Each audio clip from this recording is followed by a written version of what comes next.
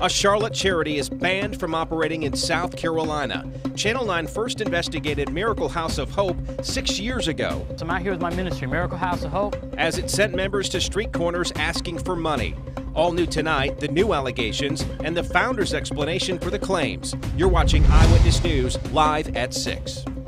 The Miracle House of Hope says it helps people who are recovering from drug and alcohol addictions. In 2013, Channel 9 investigated claims that in order to get help, people had to meet a certain quota while panhandling. Today, Channel 9's Elsa Gillis spoke to South Carolina's Secretary of State, who is warning you not to give this organization any of your money. Elsa? Erica, Scott, clients with Miracle House of Hope can be seen along roadways like this one here in North Carolina asking for donations, but in South Carolina, they are now banned.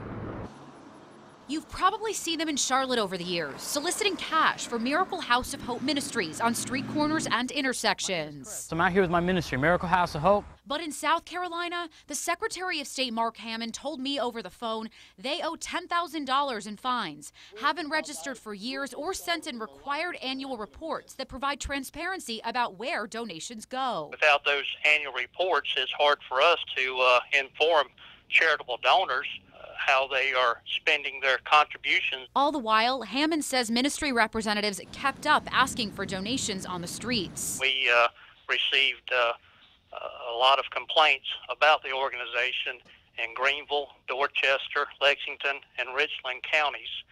So we suspended them, and they still would not comply. Now, after repeated attempts to contact them, the Secretary's office has taken it a step further. Now they are banned from soliciting in the state of South Carolina, and if they do solicit, they will be in contempt of court. If Miracle House of Hope sounds familiar, that's because it's based in Charlotte, and Channel 9 has looked into their methods before. Talk about the ministry. It's none of your business, Mark.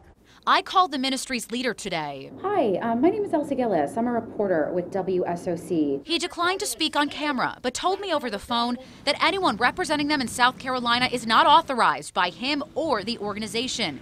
He says they don't operate in South Carolina, and he's unaware of any injunction against them. The ministry says it provides shelter and encouragement to people with addiction problems, and today told me they're saving lives.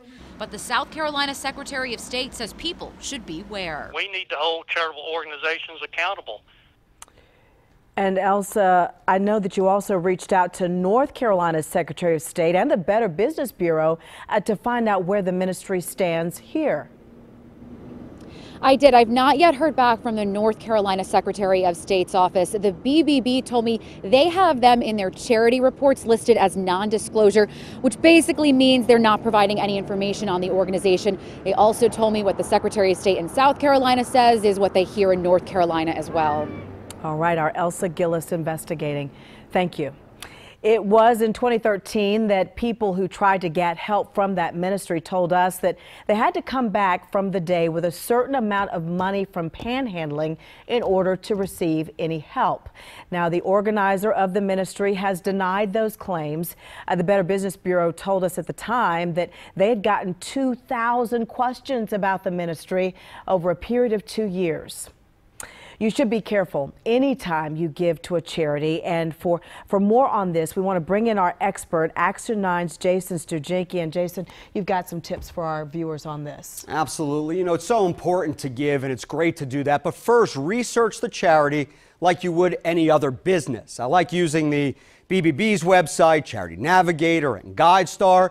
And what you're basically looking for is see how the organization spends its money.